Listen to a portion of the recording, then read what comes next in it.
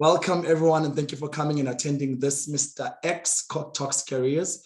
And today, our special guest is Advocate Ashley Seckel, who's going to be taking us through his journey as a young person, what he did, what keeps him motivated, everything, as he inspires us so that we can be able to make very wise choices about our careers, very wise choices about our future to prepare for what's coming in such a turbulent world as it is. So, like I've said, this man is an advocate of note. Let me give over his profile. This is Ashley Seckel. He's an admitted legal practitioner of the High Court of South Africa, senior associate with Smith Segulan Incorporated, Ligam Bacalius from the UJ, Ligam Magistrate International Commercial Law from the UJ, litigation strategy, that's lead, practice management, and also that's lead. His experience ranges from lower court litigation to higher courts, the Supreme Court of Appeal, and the Constitutional Court of South Africa.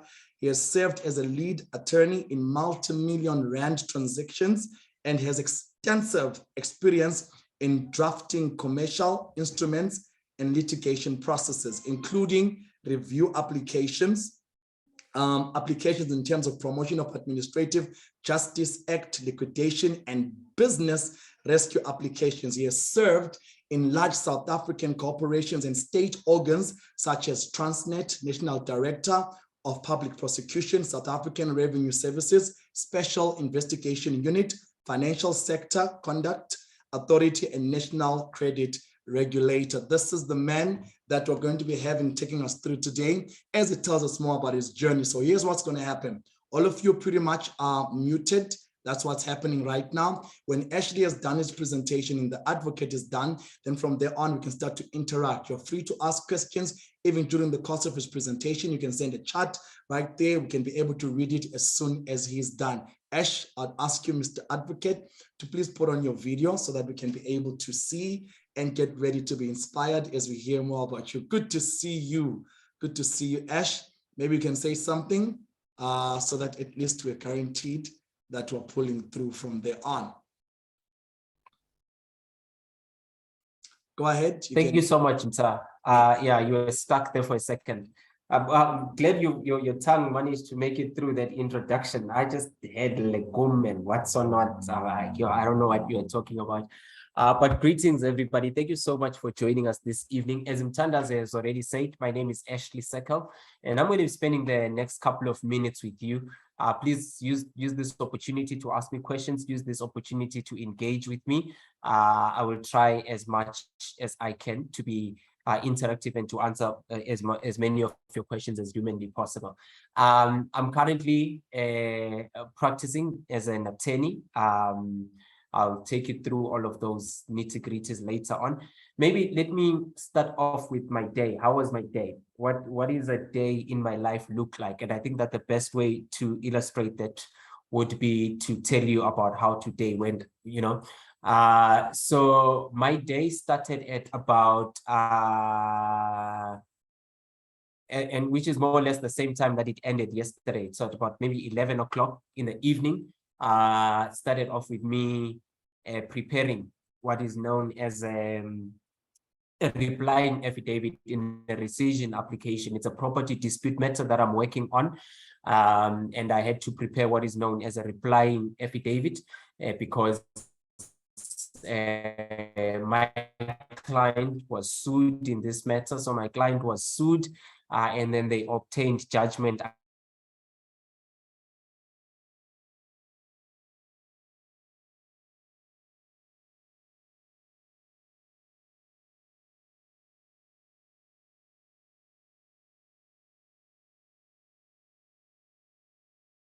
pay so that certain repairs can be effected. And yeah, but they parted ways, and then later on my client would learn that the purchaser had obtained a court order against my client, and the sheriff came and wanted to attach my client's goods. So then the client came and consulted with me and said, Ashley, what do I do now? They want to come and attach my property. I asked the client, did you know about the order? Client says, no, I didn't know about this order. Did you know about the summons? No, the summons was never served on me. Okay, the rules of court allow you to bring what is known as a rescission application. So I will prepare that application on your behalf. I prepared the application. My opponent then came, they filed an answer to that application, and then I had to file what is known as a reply to that application. But my day is so busy. So my day is clogged. If I'm not on WhatsApp reading funny messages and seeing people's statuses, I'm busy concluding business transactions, I'm drafting agreements. So I hardly have time on my plate. And as a result, I cannot work a 9 to 5 job. I work around the clock. I only rest on Friday when the sun sets until Saturday when the sun sets, and then I start working again. So last night, I think at around 11 o'clock, I started preparing that review application, the replying affidavit. I finished with it at about 2 o'clock in the morning. Sent it to client. Obviously, I don't send it to client when they are sleeping, so I sent it to client at 8. But as soon as I was done at 2 o'clock in the morning, I think between 2 o'clock and about 3:30 in the morning, I had to finalize agreement in what might just be one of South Africa's biggest transactions at the moment. And I'm the lead attorney on that. We're talking billions of rands there. So I had to finalize that agreement, and I finalized it. I think it's an agreement that I've been working on since April. And, the due date for signature and stuff was today. So I think I finished that at about 4 o'clock in the morning thereabout. Then I managed to get some rest, got about 2 hours or 3 hours of sleep, woke up, had my breakfast at about 8:30. And at that time, I was also load shedding. Took an Uber, went to court, uplifted a certain court file that I just needed certain information on. Did that, came back, prepared for a consultation. I had a consultation where I have to prepare a will, and I was setting up a trust, a business family trust. So I had that consultation from about 12 o'clock to about 2 o'clock, had lunch with the client. 2 o'clock left, went to my office, did 1 or 2 other things on some matters that were on my desk, attended what was known as a professional committee meeting with attorneys that I work with, just discussing, the migration of our court system to the online system. So with a professional committee meeting on that end, then came back home. On my way, I think Mtandazo phoned me. I left that office at about 6 o'clock. 6:30, Mtandazo was on the call with me, asking me whether I'm ready for this presentation. So I'm going to be with you guys for the next couple of minutes. And then after here, I'm going to be preparing for another session with another attorney on TikTok, where we're going to be discussing other items as well for 1 hour. And that is going to be from 9 o'clock until 10 o'clock. And then I'm going to open my computer again and obviously juxtapose between my WhatsApp messages, as well as, working on my calendar and preparing for what is coming on tomorrow, preparing on a couple of matters, maybe draft 1 or 2 agreements. And then by 12 o'clock, I should be going to bed. Today, I anticipate that I'm going to be getting more sleep than I did yesterday. That is my day. And generally, that's how my life revolves as a commercial attorney. How did I get to where I am? I've always wanted to be a lawyer, and I needed to enroll for legal studies, which I did with the University of Johannesburg back in 2012. I did my LLB that Mtandazo was struggling to pronounce there when he was introducing me. That's an LLB. Took me 4 years to get an LLB. And then immediately after finishing my LLB, I was employed by the University of Johannesburg at their law clinic. And also during my tenure at the University of Johannesburg, when I was doing my LLB, I did a course that was known as Practical Legal Studies, where I did what is known as law clinic. And at law clinic, it's an opportunity for you as a student to do actual legal work, through a law clinic on a pro bono basis. So you don't get paid for it, and it's only a limited amount of hours that you have to do. There's a bare minimum that you have to do. But I went all out. I have a passion for litigation. I had a passion for helping people. But you start off somewhere. 2016, I was awarded the National the best student in South Africa, best practical student in South Africa, based on the work that I was doing for the community in terms of offering free legal services to the indigent people that could not afford quality legal representation. But myself, through the University of Johannesburg's Law Clinic, I went all out. And in the same year, 2016, I enrolled and completed my master's degree in international commercial law. 2017, I would start my articles of clerkship as an attorney. That takes you 2 years to complete. I did my articles of clerkship for 2 years. And in that, under the old act, there was a loophole that I found where I managed to get myself enrolled as an independent advocate. Never practiced as such, but that's why some of these friends, you'll hear them calling me advocate. I've never practiced. I've always practiced as an attorney. I did my articles for 2 years at one of South Africa's most reputable law firms. It's a commercial and a corporate law firm. Did my articles first year, candidate attorney. I went up second year, senior candidate attorney. I did my board examinations. I had to study for my board examinations. Well, another thing is that during the first 6 months of my articles, I had to go through an interview with an independent attorney who had to determine whether I am a fit and proper person to practice as an attorney. So they interview me, they look at how I reason, they look at how I carry myself, my ethics, and they do a bit of an inquisitorial interview where they learn more about you, your ethos, what you stand for, what you believe in, your thoughts on the legal practice, how you envisage where you see yourself in the future. Then they have to compile a report, which is known as your fit and proper report. It's a confidential report. I don't even know about it. That is then sent to the Legal Practice Council, which is the body that regulates legal practitioners. Back then, it was known as the Law Society of South Africa. And if that attorney puts in a report that they don't think that you are fit and proper, then you cannot continue with this trade. You cannot continue with your articles.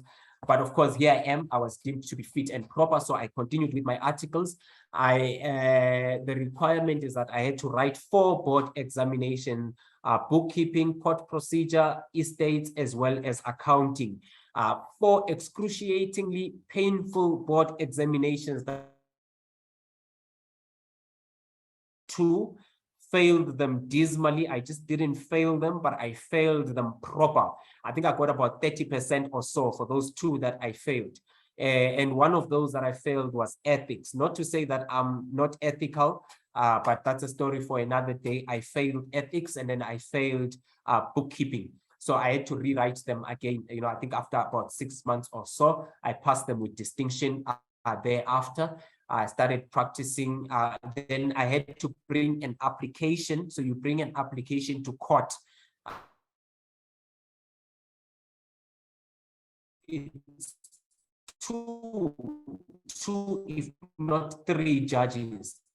Why you must be admitted onto the role of legal practitioner. So I had to undergo that as well. I think that's about some good 7 or 8 years application before these judges. There's a lot of requirements that I had to fulfill. There's a lot of convincing that I have to show these judges that I've been properly trained, and that I possess the adequate skill to be admitted as an attorney, that I am a man of integrity, and that I am smart enough to dispense legal advice and to represent people, that I understand that in this profession I have to deal with people's monies, and that I know and understand the importance of being able to protect people's monies, and to be an ethical person.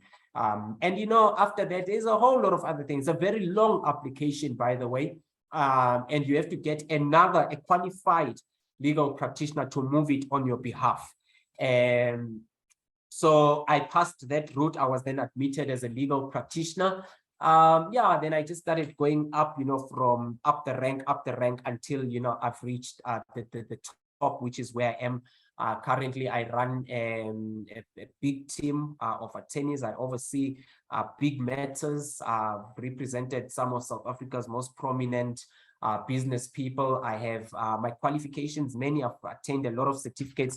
I try, there's just some of them there you might see. I think that entire place up there is lined up with the different academic qualifications that I have. I still continually study. I try to make it a point that every year I attain something, because the law is static, it's constantly developing, and you need to remain abreast of every development. So in this field, you are continually learning, you are continually growing. You can never get to a point where you say that I now know it all and there is no law so much. So it's a field. If you are interested in this field, you must be willing to persistently and continually learn and develop, and you must be hardworking. My field is not one, as many people think that you just go there and then you stand and then you just start arguing. That's not how it works. I think 90% of my time is spent on me reading, drafting, and really, it's quite rare that you have to find me going to argue in open court, etc., etc. But there are those interesting side of things as well, which I deem interesting.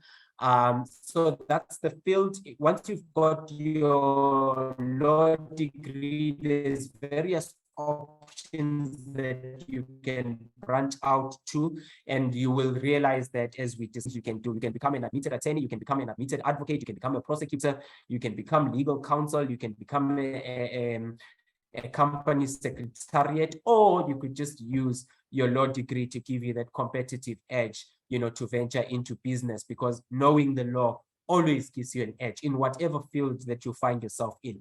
If you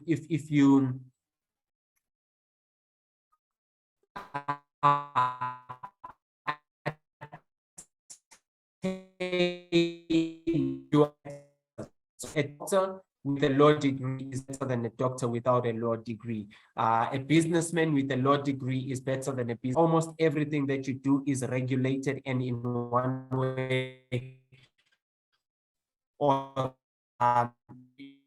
you could be an you could be everything that I do that involves engineering or the actuary or the trade of a doctor.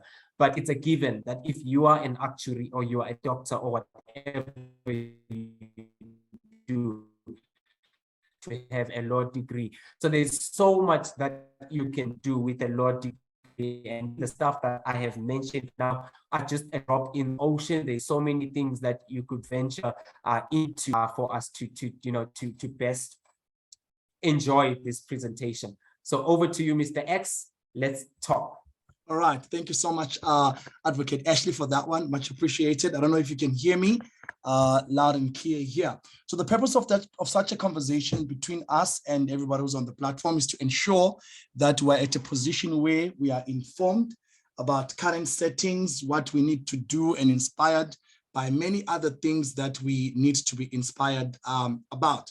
So to begin with, I'm just going to put my video on just briefly. To begin with, you spoke about the fact that you have such a long day and you are such a hard worker. I think that's one thing that's very essential in the life of anyone looking to make a career out of themselves. The indispensable part of what it means to be a modern day worker in the 21st century. Hard work being indispensable in that particular aspect. All right. So we have students here on this platform who are looking forward to, in the next couple of years, maybe months or whatsoever, looking forward to getting to a point whereby they make a decision about their lives and say to themselves, I would like at a certain point to be this person, to be that person, and to be that person. What has kept you going? And I'm opening up the platform to everyone to be able to ask as many questions as they would like to ask. What has kept you going in spite of the fact that at one point you got 30%? 30% is not much of anything. What has kept you going? What inspires you? What keeps you motivated? Because we talk a lot about study, work hard, but let's just be clear, it's not easy to get yourself inspired to say, I wake up every day, I'm going to study, I'm going to do this. It's not really an easy task. What has kept you going? Maybe you can take us through on that one. Yeah, and maybe before I even touch on that, I don't want to create this dreadful image, of this long day. Oh no, this guy, so his life is so busy, there's no enjoyment. Some of the people on this platform know me very well. I'll tell you, my life is very fun. Firstly, because I enjoy what I do. So even if I sleep late, I'm enjoying it because I'm doing what I love. But outside of that, you know, people would tell you that I live, you know, a very fun and balanced life. I jolly is very, very nice. It's very important. It's part of my you know, of my to-do list. I ensure that that aspect of my life is well catered for. I go out, I enjoy as well. I enjoy racing. I'm a big fan of Mercedes-Benz. I've got one powerful, probably one of the most powerful Mercedes-Benzes in the country. I use it a lot on Sundays. I enjoy racing. I travel to different provinces racing. I'm part of a beautiful crew of racers. I'm also very, I don't know whether you call it religious or spiritual. You guys throw around these terms. I'm young, but not that young as you know, like some of you on this platform, but church is, you know, plays a very key role in my life as well. So I live a very, very, very balanced life, and you know, I always ensure that my life is holistic, and you know, I'm well covered from all angles. So my life is very, very fun. So it's very, very possible to be a hard worker. It's very, very possible to, you know, to plight this trade and still be able to properly balance it and be able to have fun. That I do. Mthandazo, what has kept me going? My biggest motivator is poverty. Poverty is my biggest motivator. And I do not want to be poor. Never, ever. You know, I despise poverty with all my heart and with all the intestines. Mr. X, that, you know, whatever intestines and whatever liver dwells within me, it hates poverty. I've experienced it. I've experienced not having. I've experienced not being able to afford what I want or buy what I need, besides wants, talking of needs, and I don't want that. And for myself and my posterity, those that will come after me. And that is the biggest motivator. You talk about the 30% at board examination level. Well, that's just it. What you're not talking about is the modules that were failed. You know, the test that had to be rewritten. You know, the assignments that were failed. And an LLB degree or any other degree for that matter is not child's play. It's a hectic degree. And many people quit. And if I wanted to, I would probably have quit as well. And in fact, I may very well have quit even in the LLB if I wasn't intentional in my approach.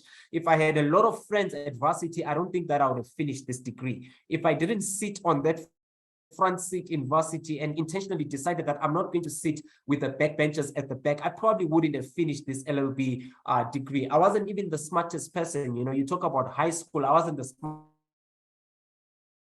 smartest person. There's people on this platform who are probably 30 or 40 times better than I am. So I had to ensure that where I lack in terms of intellectual greatness, I had to supplement with a work ethic that I previously did not even possess. So I had to ensure that I made that supplement. And the idea is that I do not want to be poor. I don't want to be at a point in time where I'm not able to afford what I want. I'm not able to afford what I need. I don't want to become a laughing stock. This world respects people that are accomplished. This world respects people that are moneyed. Sometimes I could have very strong opinions, but the fact that they are not backed up by a rand value, nobody would ever listen to them. So I want to be able to change the world. But for you to change the world, you must be first reach a point where you meet the world at its point of need. And right now, the world is in need of this precious commodity of young people that are go-getters, young people that are well accomplished. And when, you know, I've met that world at its point in need, then I can start changing the world and make them see the world from my perspective, which is something that I thrive to do on a daily, ordinary legal practitioner. I am Ashley, and I bring something different to the table. And anybody that has ever interacted with me will tell you that, you know, I'm a prototype, not a bit of, I'm a prototype, and what I bring to the table is me. And initially, you'll allow me the opportunity to sit at that table because of my accomplishments. But once you've allowed me that opportunity to sit there, you'll realize that I bring my perspective, I bring my view, you know, towards this life thing. and you know, I then want to shape the world. But if I had not achieved, I don't know how many of those certificates are up there. If I didn't have any single one of those, I would not even be given that opportunity. I lunch, I dine with CEOs. You know, people want to be with me. They want to sit with me. Back then, that wasn't the case. You know, nobody, if I just decided to be the ordinary, which is the simplest thing to do, to be ordinary, but to be extraordinary takes something different. It takes a lot of hard work. It takes you being cut out from the rest. You know, I could have just, any of us here can just decide to be ordinary, but really, what difference will you make if you're ordinary? It's going to be little. So it's very important that if you want to make a difference and you want the world to listen to you, then start taking proactive steps to ensure, you know, that you equip yourself for the world to be able to be left with no choice but to listen to you. And yeah, so that with poverty being the foundational motivator, Mthandazo, is the reason I keep going. It's the reason I keep wanting to grow on a daily basis. I do not want to be poor. I repeat, lovely. I do not want to be poor. Yeah, lovely. You do not want to be poor. And I think that's a very important point to note. You know, we're discussing in that video that you sent to me a bit earlier, and I see a couple of questions that I need you to note as well. The backlash that education has is probably based more on the fact that the educated don't seem to be having a financial urge or a financial competitiveness with the world. And now we're hearing from someone who says, listen up, there is money in it, not just money, but there's happiness and joy in it. So you live a completely full life in spite of the fact that you have a 24-hour seemingly kind of job, but you do live a life. Here's a question that comes from Joel, says, and I think Joel says, after the setback of failing 2 of the 4 exams, how did you pick yourself up and retake the exam after 6 months? And this is the background where he's coming from. He says, so many young people struggle to pick themselves up. Let me just move through. Struggle to pick themselves up after setbacks in life. What's your advice to someone who's stuck in that one hurdle in life that they cannot seem to get over? I think that's a very important thing. So many young people, once you fall, and this is not just a young people problem. This is everyone's problem. In a world that is highly competitive as ours, when we fall down, many fall down and stay there. And so how do we pick ourselves up from that 30%, from that 20%, from that mid-year exam that didn't work out well, from that, you know, prelim paper that didn't come out well? You know, now the pending exams are coming through, the exams that you're supposed to write, they're coming through. How do you pick yourself up as a human being? Maybe you can take us through, especially with what you went through in your life. Thank you for that question, Joel. Great question. And I don't recall where I got this from, whether it was from the richest man in Babylon or some other Indian guru. It says that when you are faced with a difficulty, right, when you're faced with a challenge, before you start stressing about it, ask yourself a question. Are you able to change it? If the answer is yes, then stop stressing and change it. If the answer is no, then stop stressing because you can't change it, right? Don't ever let your setback be bigger than your vision. I didn't have a choice. I had to become an attorney. I've already got an LLB degree, which was not an easy degree to attain. I've got a master's degree in international commercial law. I'm only one of a handful of people that you will ever interact with. Chances are high that you probably will never be able to interact with any other person during your lifetime that has a degree in master's in international commercial law, unless I introduce you to my peers. That's not an easy degree to attain. So I've already gone through those difficulties, having to draft a thesis and all of that, right? And I've always been able, and the reason why is because the moment you enroll in that varsity, the goal is I want to be a legal practitioner. It's not going to be easy, but I need to be a legal practitioner.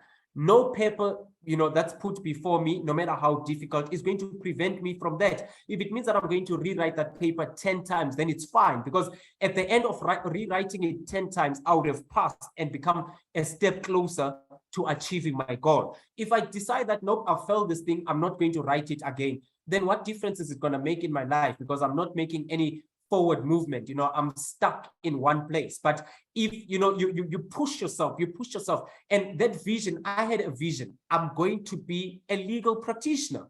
I'm going to be a legal practitioner, and it's going to be a painful exercise. I've got a friend of mine. I was hoping that you would even join in here. And I said to her, I want you to go out there and inspire people. So I failed those papers in one go. I rewrote them and I passed. My friend failed one of those board papers 5 times, if not more.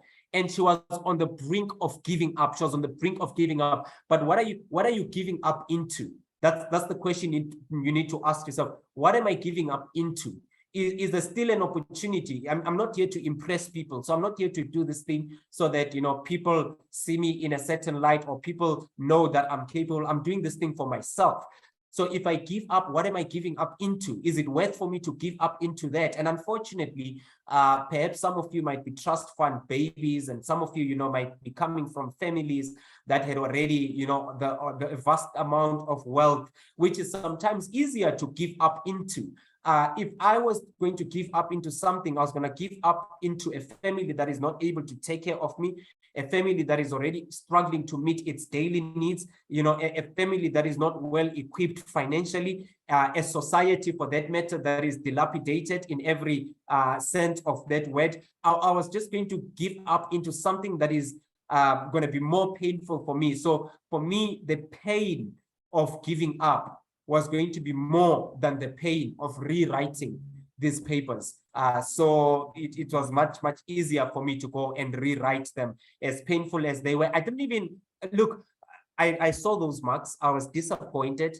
Disappointments come in life. We meet disappointments, and I'm telling you about disappointments of what do you call this here, of academic papers. If I were to tell you about disappointments of matters that I have dealt with where millions of rands were at stake and matters that didn't go into my favor, you know, when we're talking about people's monies here, that's a different ballgame altogether that we're talking about. So disappointments are always going to be there. You don't give up. We're not called to give up. Unless if you've got all of the money in the world, then it's fine. You can go and give up. I think I speak for 99% of people here, including Joel himself, that most of us just do not have that room to give up. So it's very, very important. Chase for your goals, no matter how painful. Push for them, even if it means that you have to get there after 20 times. But as long as you get to that destination, keep on moving. Oh my word, beautiful, beautiful. I love that. I love that. I think everybody loves what you just said right now. You know what? The pain of giving up was going to be more than the pain of rewriting. So I think that when you get to a point whereby you have no choice at all, then you get to a point where you're like, okay, fine. Now that I have no choice, this is what I have. And this goes out to everyone, to me, to everyone, to the students that are going to be writing their exams, whether this year, next year, to someone here thinking about changing their career, to someone thinking about starting a new career altogether. It goes out to everyone. Giving up is really not an option. At the end of the day, whose problem are you going to be? The logic at the end of the day, whose problem are you going to be when you've given up? So you cannot afford to give up. You need to push your dreams and live your life. Do your best at any particular moment. Setbacks will come, as we're being told right now, but then let those setbacks not be able to derail you. I want to give up a couple of questions here, but Neo, you can always, if you want to lift up your hand and ask to be unmuted, please, I can always do that. I got Ayanda here. Please, Ayanda, unmute yourself as we are gliding towards the end of our particular presentation. I want us to have that interactive spirit. Ayanda, go ahead. Good evening, sir, and everyone. Sir, I have a question to advocate firstly. My question is, what's the difference between LLB law and BCom law, and which one has more opportunities? All right. I think actually, hopefully you heard that one day, LLB law and BCom law, I think. Which one is got more opportunities and what is the difference? Ash, you want to come through on that one? I'm going to use this opportunity to marry, because I see that there's another question from Sean, who says that what piece of advice would you give to someone who is indecisive in terms of which, I think he meant field, not fraternity, to major on, whether litigation, commercial, business, or banking law? BCom law is the way to go. As long as you've got your pure maths, BCom law is the way to go. So I'd advise anybody here who is wishing to pursue and you're indecisive as to whether LLB straight or BCom law, I say go for BCom law. BCom law, by the time that you get your LLB, you are graduating with 2 degrees, right? Which is an advantage over somebody that would be graduating with 1 degree. But an even better advantage that comes with BCom law is that when you start looking for your articles, you are deemed to have a basic understanding of commercial principles, because they take you through that in BCom law. Because especially the law, you must understand, guys, that when you want to be a successful lawyer in terms of money, I often hear people when I interview them and people wanting to be employed, and I ask them, why did you study law? And nah, because I love giving back. If you want to give back, go and start an NGO, go and start a non-profit organization.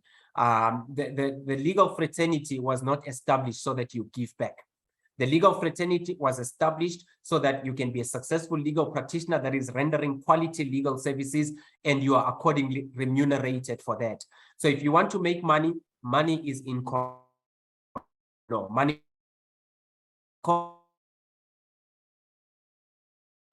advising corporates, commercial litigation, etc., etc. That's where the money is. Yes, criminal law, I often hear people talk about criminal law. There's no money in criminal law. You don't want to be that lawyer that just stands outside of court, touting and, wanting to run bail applications. No, that's not where the money is. The money is incentive. Their incentive, you are dealing with commercial principles, you're dealing with companies. So BCom law will always give you that advantage. And then Sean, you are asking then, how do you decide? Articles are the best time. When you study in varsity and practical, and your practical exposure is 2 different things. When you come into practice, we actually teach you. I remember I don't know if she's here, she probably is here, I don't know. I interviewed one lady who came and did VEC work with me recently. And then she asked, what must she expect from me, during her VEC? You must expect that by the time you start, you will realize, we will make you realize that you know nothing, because practice and what you get in terms of your theory is 2 different things, completely different things. So the best way to learn what best interests you and what you want to eventually major in or specialize in is when you start doing your articles. You rotate, you go through different departments. I'm an expert in banking law, I'm an expert in various, specialize in labor law. I've got partners that specialize in liquidations and business rescue. That's the whole point of a law firm. So you rotate throughout your articles in all of those departments for those 2 years.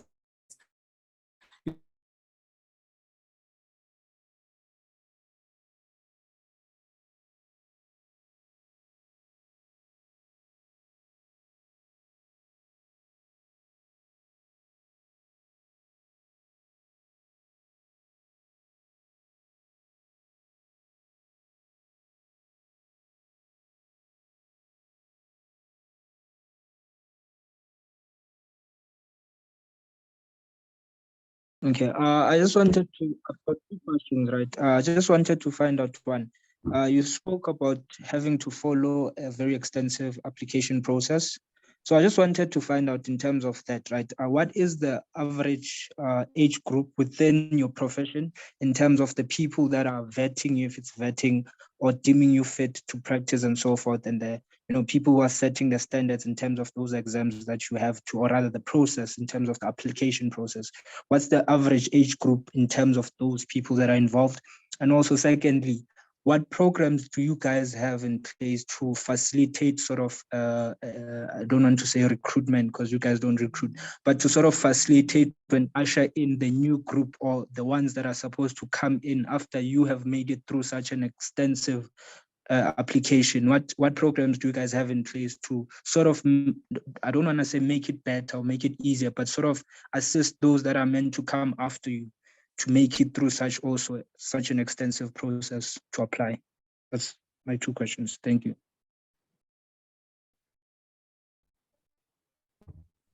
Great questions. The best question, the people that set the standards. So the person that interviewed me was a lady called Dolores Pascana. She runs her own law firm. So by virtue of that, you already know that if at the time that I was just entering into practice, she was already running her own law firm.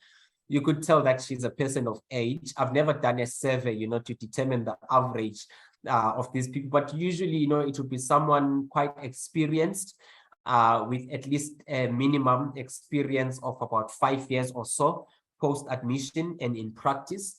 These are the type of people that would interview you.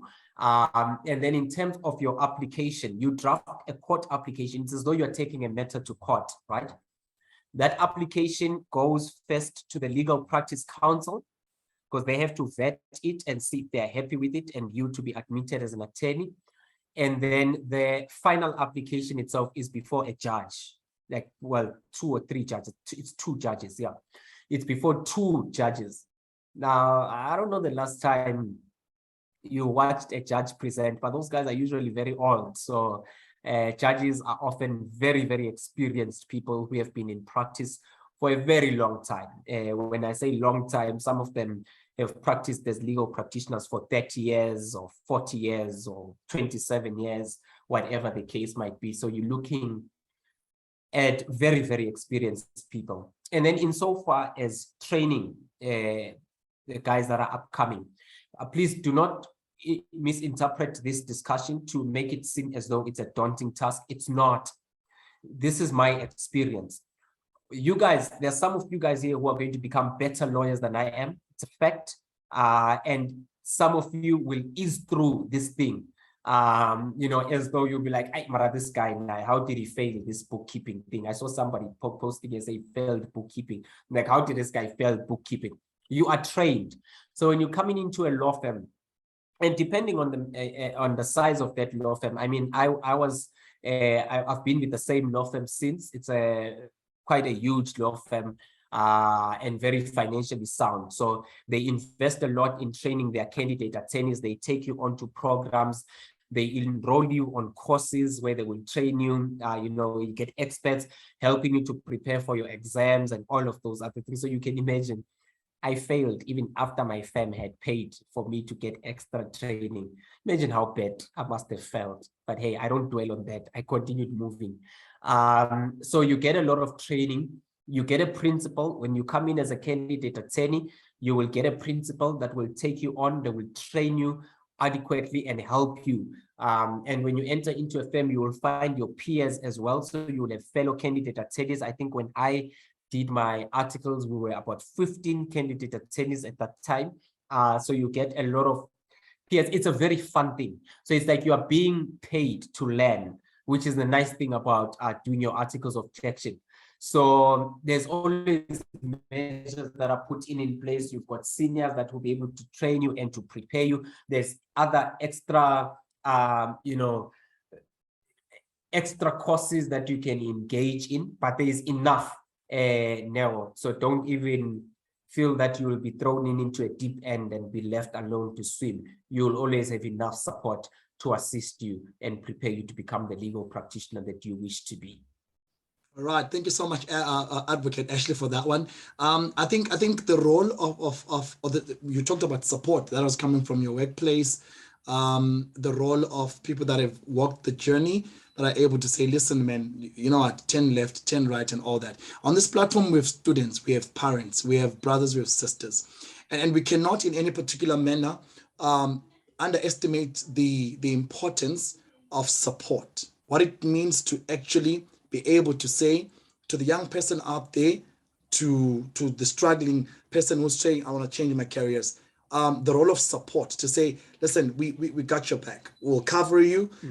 Whatever you need, we'll make it happen. And I think you've run your own race, and I love that, because we live in a highly competitive world where everybody sometimes is trying to be like everybody else, but not themselves. So we get to that point where people are struggling with identities and stuff like that. So maybe keep that in mind as you round it up. I want to give over a hand to Wahim right here. Wahim, please go ahead and take out and say your question. Please do. I'm going to unmute you, Wahim. Thank you so much. Go ahead, sir. Good evening. So, good evening to one and all. Loud and clear, we can hear you. I just wanted to ask, like, how does one know that they in the correct degree? Like, because in university, like when one starts their first year, it's not like they delve straight into the degree immediately in first year. Like, for example, in engineering, you don't really start with engineering related things immediately. That only comes later on, like in second year, so and so on. So how would one know that, like, this is what I enjoy, but you haven't really even started it as yet? Like, it's just like a step further from matric, but you haven't really done respective degree, what you intend to study. Just that.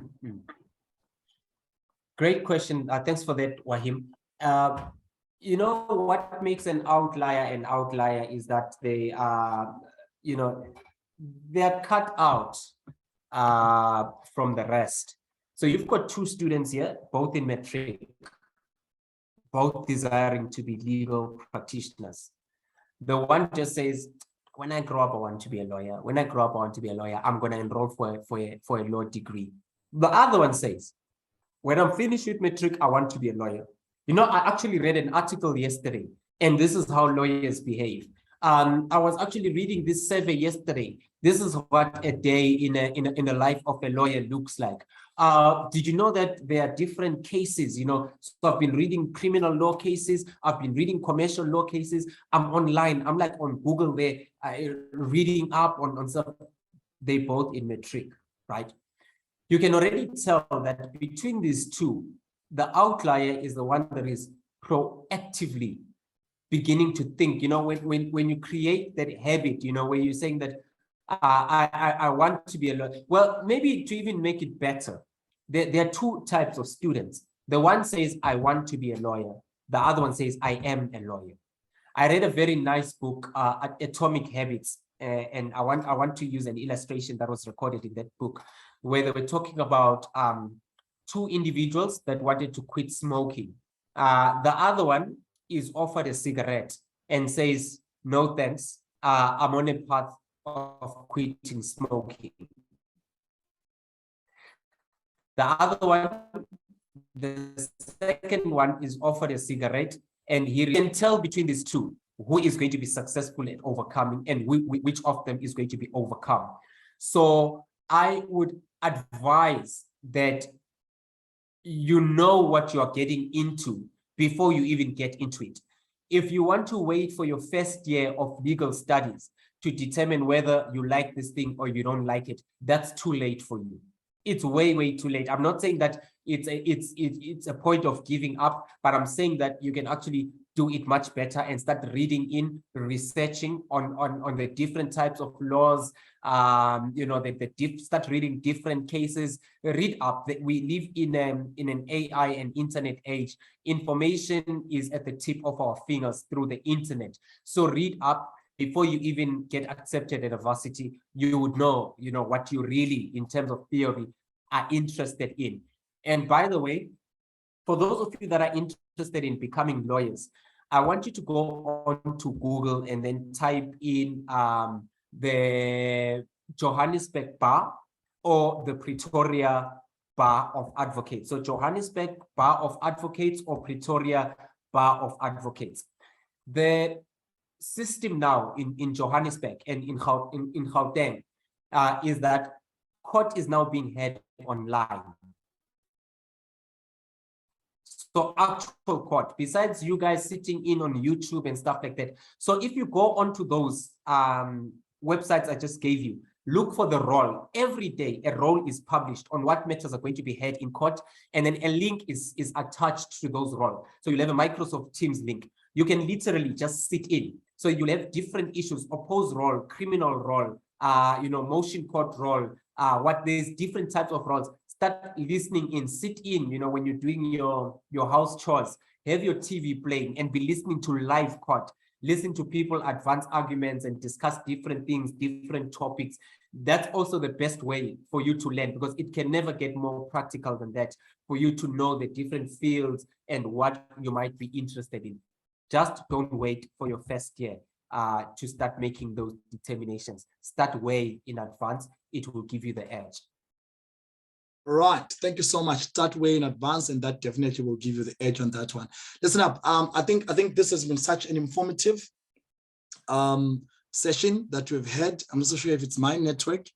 Oh my word, load shedding. Ash, can you hear me? Was it me? Yeah, I can hear you. My computer just went off, but I'll switch to my device. All right, perfect.